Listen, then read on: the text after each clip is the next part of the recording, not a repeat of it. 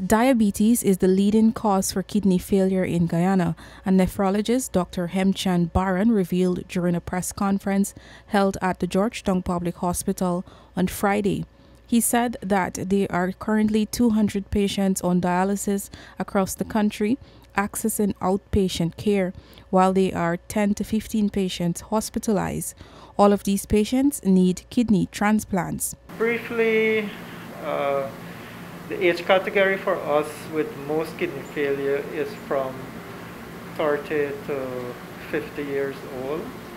And then I could go a bit broader, maybe 45 to 65 years old. Those are the categories. More men or women? I would say equally. And if I have to choose, maybe men more than women. Signs and symptoms of kidney failure include swollen feet, abdomen, and face, decrease in urine output, and in advanced stages, decreased appetite, weight loss, difficulty sleeping, and nausea.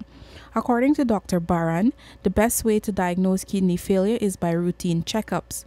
To counter this health issue, Dr. Barran said through the Ministry of Health Chronic Disease Program, they will be increasing screening for kidney diseases with the hopes of early detection.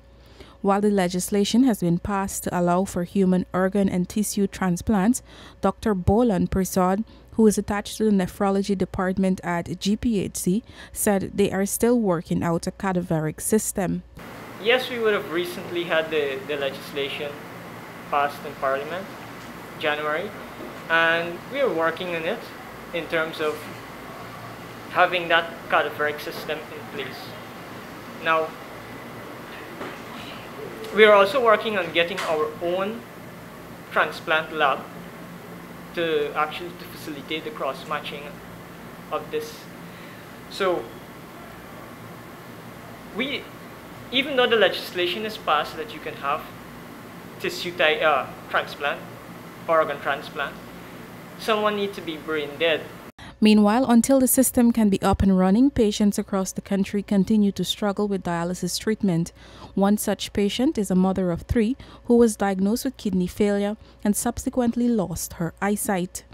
The problem with my eyes is that last year I started to see like this cobweb spotty. And then as I come to clinic here, I just went to see the doctor, the eye specialist. And they said I gotta get laser to stop the bleeding. 26-year-old Malika Day has managed to return to some form of normalcy after receiving a kidney transplant 2 years ago. Day had to undergo dialysis treatment for months prior to her surgery, and for her it was not an easy road. I was on dialysis for 6 months, and I had my kidney transplant the 2nd of September 2019.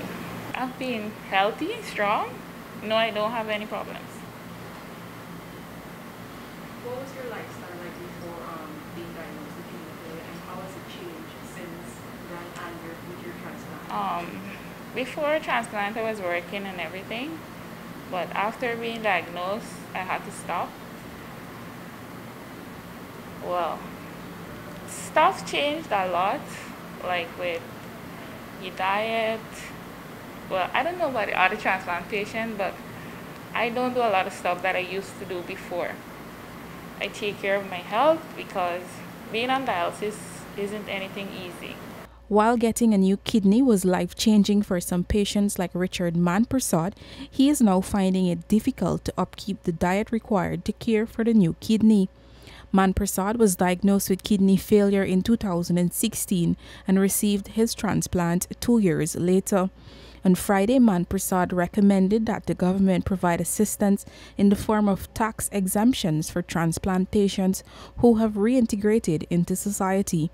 Reporting for the newsroom, I am Isanella Patwo.